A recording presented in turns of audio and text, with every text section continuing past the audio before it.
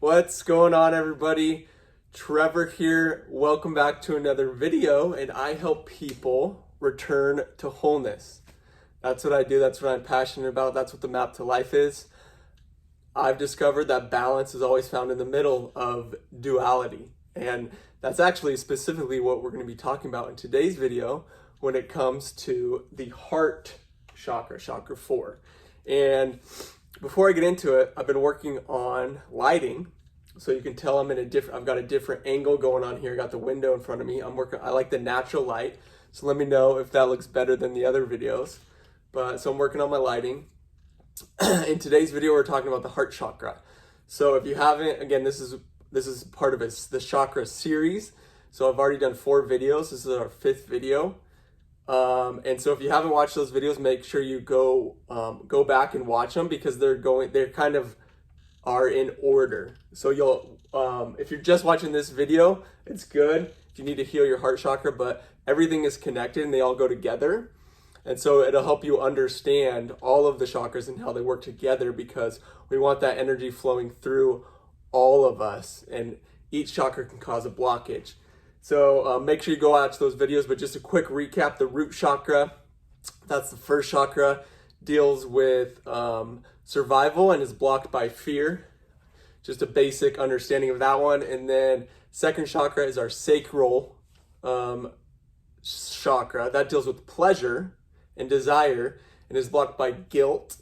Third chakra is our solar plexus, deals with willpower and strength, and that one is blocked by shame. And today's video, chakra 4, is the heart chakra, deals with love and is blocked by grief and loss. This is the center of all the chakras. This is the center of the chakra system. This is where we give and receive love. This is so important. So make sure you watch all this video, because I'm going to be going into depth, showing you how exercises you can do, how you can heal this chakra, how you can overcome grief and loss. We've all experienced grief and loss in our life. I know I have. And how we can open our heart again to receiving that love and giving that love, because that's what this is all about. The most powerful force in the universe is love, and unconditional love. So this is so powerful, this video. And so one of the questions that we're going to be talking about today is, how do we open our hearts to love? That's one of the most important questions you can ask yourself, especially after we've been hurt, especially after we've experienced grief and loss.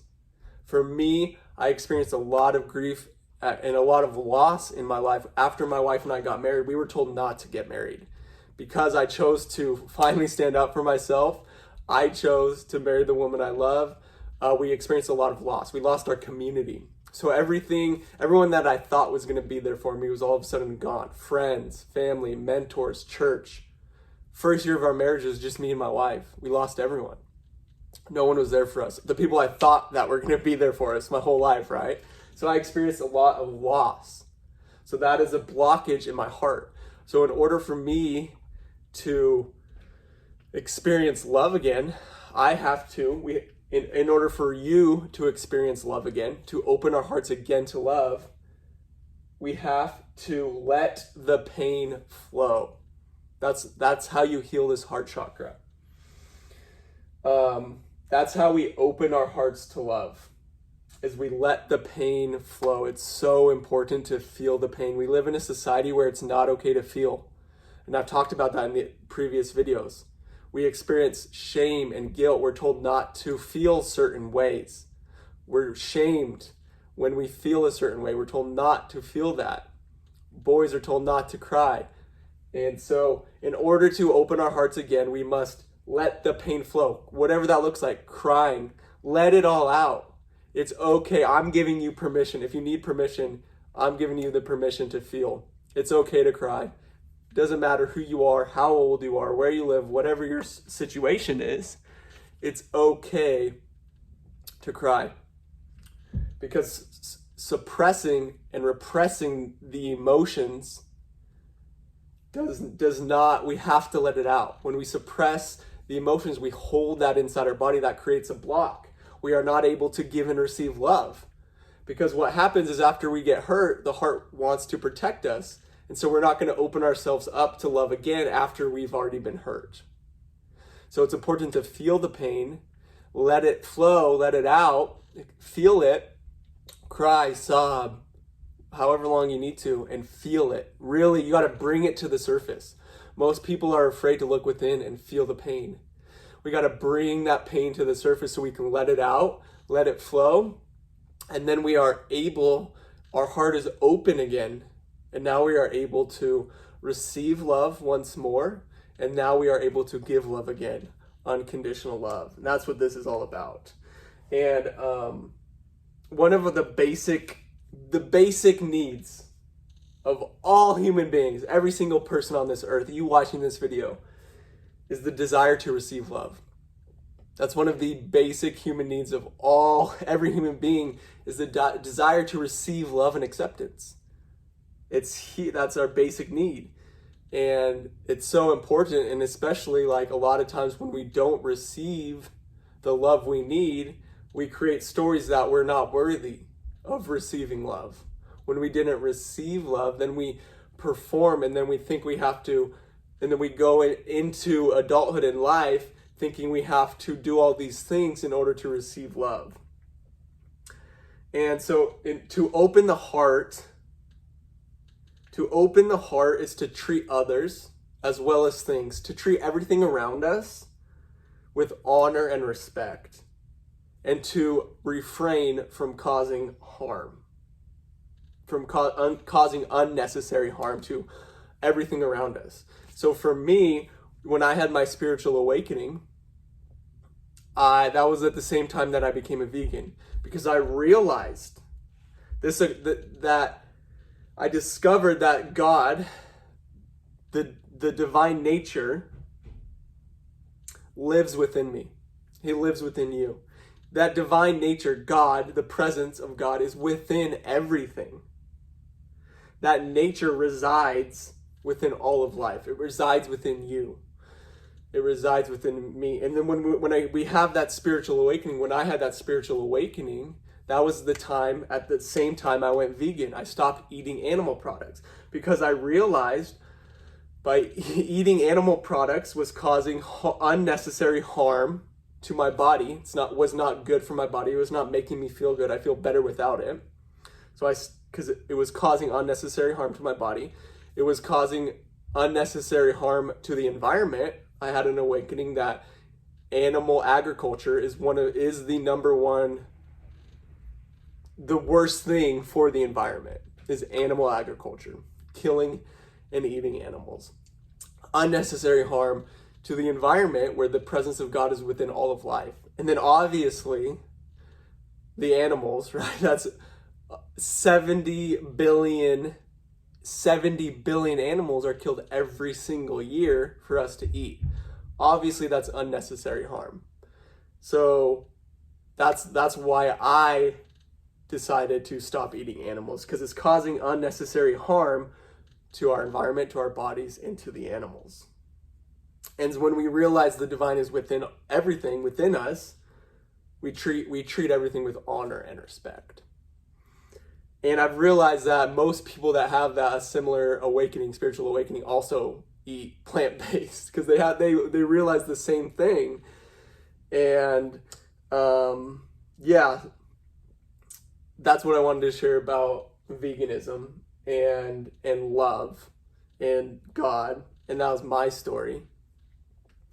And so the heart's task here is to find balance. I love this. I love this so much. As if you've watched the other videos, you know I talk a lot about the duality and polarity in the world we live in. And the duality has to exist, right? We have to, there has to be light in order to understand darkness. There has to be masculine in order to understand feminine. So the duality has to exist in this world for us to understand. The polarity has to exist. The heart's task is to find the balance. To me, wholeness is always found in the middle of the duality.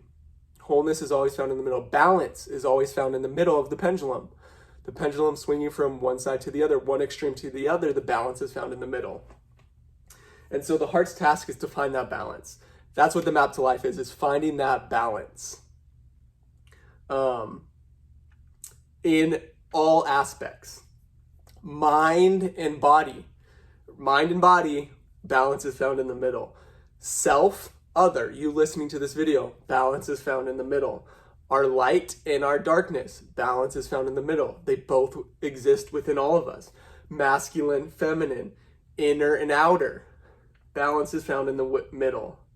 And the result of this balance, that's key, is peace. The result of having that balance in the middle is peace. And I've experienced this.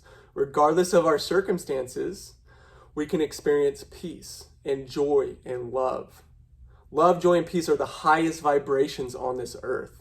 So when we can experience balance of duality, that's when we return to wholeness and experience peace, love, and joy. Amen. That's it. Let's just end it there. The end of all videos right there. That's what this is all about. That's what we all want. We all want the love, joy, peace, and acceptance. And we do that by returning to wholeness and finding balance in the middle of duality. So powerful, and that fires me up. Something else that helps us open the heart chakra is breath work. I'm going to be doing other videos on breath work, but something I do every single day, I set my alarm at 3 p.m., so kind of in the middle of the afternoon, and it just says breathe deeply for 5 minutes. So whatever I'm doing, I stop. I just take deep breaths for 5 minutes, kind of like this. Put my hand over my heart chakra.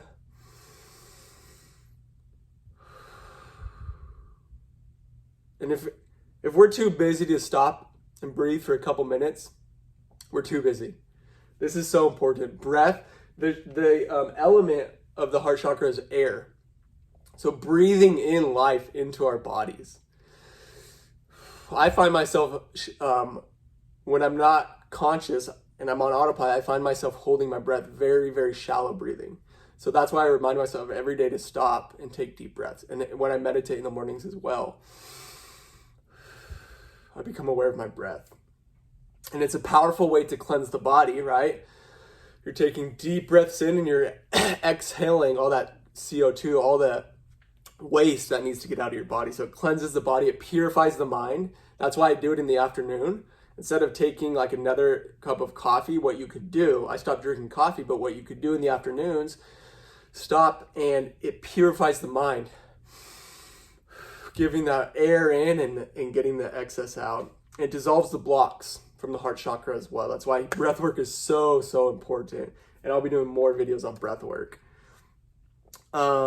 To open our heart chakra, once we can remove the grief and the loss and feel the pain, it gets rid of the illusion of separateness. So the greatest illusion, which we'll talk about in third eye chakra, is the illusion that things are separate. That's the greatest illusion, because we are all one. Everything is spiritual. Everything is connected. We're all one. What we do to another person, we do to ourselves.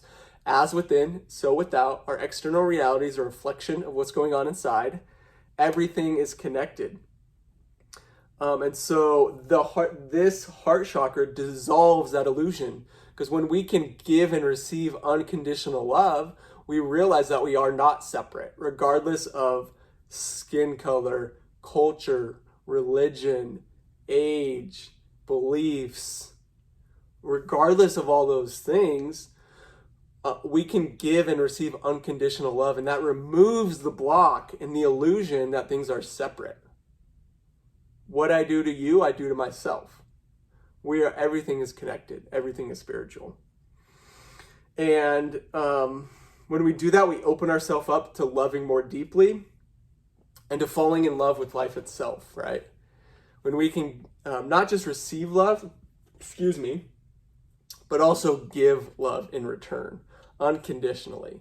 That's what this heart chakra is all about. And so when it comes to the duality of excess, right, I always talk about there's excess and deficiency when it comes to every chakra. So an excess of the heart chakra is not an excess of love. It's not an excess of love. It's an excessive focus on attention and approval from others. This is so important in order to receive love. And that was so me my whole life. So some characteristics of an excessive heart chakra are codependency, focusing too much on other people. That's still something I'm healing. Poor boundaries. I never knew how to set boundaries in my life. Jealousy, very jealous person. Being a martyr.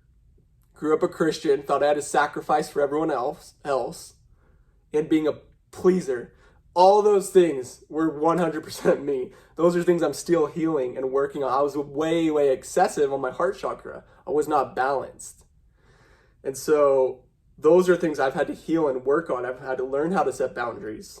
I've had to learn how to take care of myself first, because I can't do anything for anyone else unless I take care of myself first. It's like putting the oxygen mask on first.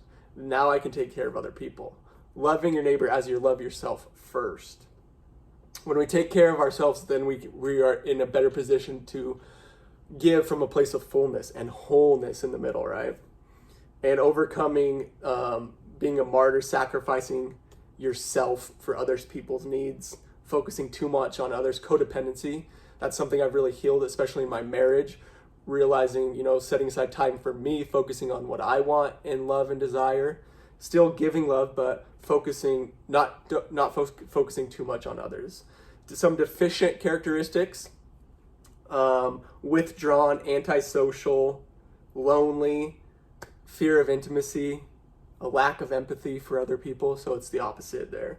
And then the balanced characteristics in the middle, caring, compassionate, empathetic, accepting, self-loving, peaceful, centered, content. And I honestly can say that I am more balanced than I've ever been in my entire life. I really can believe that. I love myself.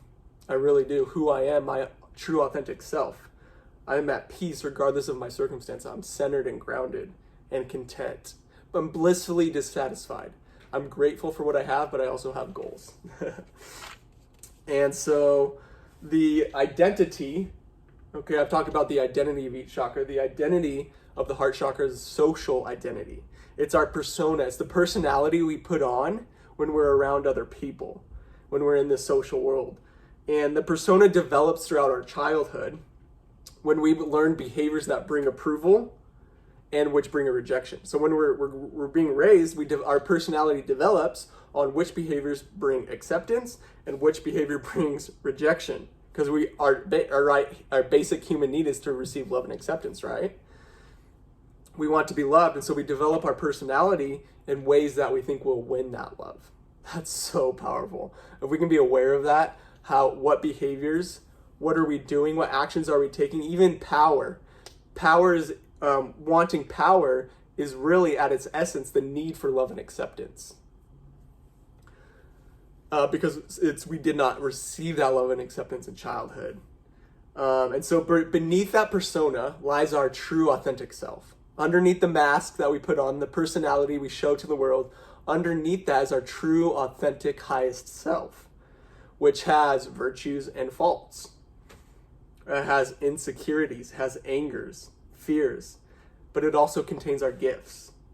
And to be your authentic true self is to be aware of your light and your shadow. So it's to be aware of the duality like I talk about, and to embrace both of them. A lot of times we try to get rid of our darkness, our shadow. We disown qualities that we were told, right? The behaviors and qualities we were told not to do because we wanted the love and acceptance. We have to embrace those, realizing they exist within every single one of us. Every characteristic, they all exist within every single one of us. And we can't disown them because they'll project themselves. So we have to embrace it and love and accept our shadow, realizing that our true authentic self has both. We can't just have one. We're not whole with one. If we're just excessive, if we're just deficient, we're not whole. Both have to exist, and we embrace them and return to wholeness in the middle. That fires me up. And so to contact our true self is to realize the eternal self that lives within. That's our true identity. We are all eternal spiritual beings. And the eternal self is what observes and witnesses our experiences as we go through life. It observes our trials, and then it holds us in unconditional love. So powerful. And so I'll wrap it up here with the right to, actually I got two more things, the right to love and the right to be loved. Every chakra has a right. And I won't go into the other ones today. Chakra is the right to love, like I've been talking about, and the right to be loved. You may not think you have the right to be loved unless you, put on that persona. We think that in order to be loved, we have to put on that persona and the mask and behave in ways that we think are acceptable or we think we should behave. But that's a persona. And so we have to return to our authentic self. Stop acting in certain ways in order to receive love. Return to our authentic self. That is the right to be loved and the right to give love. And what happens though is it goes, when we give love as well, we may not think others deserve love unless they act a certain way. And so when we do that, we withdraw love, or maybe our parents withdrew love as a form of punishment for bad behavior, right? A lot of parents do that. And so, and when we grow up in adulthood, we do that in our relationships. When our spouse is not performing, they're not behaving in a way we think is acceptable, we withdraw love. And we become unavailable. I know I'm guilty of that in my marriage. But that is the time when love is most needed. Instead of withdrawing, even though it's so tempting to withdraw, that is the time when love is most needed. That is the time when I need to go towards my wife and love her instead of withdrawing. You see what's happening there? It's so powerful. The right to be loved and the right to love. And the purest love is unconditional. Unconditional love. That is the essence of the divine, essence of God. Unconditional love. And so the last thing I wanted to talk about was grief. It's the demon of the fourth chakra, grief and loss. And it's caused by rejection. So when I experienced rejection from my community, I experienced grief and loss, betrayal. That's what I experienced. And when that grief remains in our heart, it keeps us from opening up, like I was talking about earlier. And then the heart wants to protect itself from opening further. It doesn't want to get hurt again, so it closes. It doesn't open up. But once we fully experience the grief, we can release it. Again, fully feel it and experience it and then release it. And then we are ready to open to love again. Open to love once more, to giving and receiving love. And to repress, to hold the grief in, is to lock the heart. That's the demon of the fourth chakra. So feel it and lift its heaviness from the heart. By feeling the grief, you lift its heaviness from the heart and you let it go. Let the pain flow. And you can do that, like I was saying, through breath work and through crying. Let the pain flow, let it out. That was powerful. Yeah, I hope this video was helpful. Let me know what you guys think in the comments below and I'll be replying. We can talk. Head over to Facebook, type in the map to life, join my Facebook community. That's a place where we can engage further, we can share, talk, and that's the community, that's the map to life. Returning to wholeness. So make sure you like, let's see, there's another video is gonna pop up here in a second. You can go back and watch the other chakra videos, and then you can also like and subscribe to this podcast if you want to be notified when more videos come out. I do lots of these videos. This is the chakra series, returning to wholeness and healing our bodies. Thank you guys so much for watching, and I'll see you guys in the next video. Bye.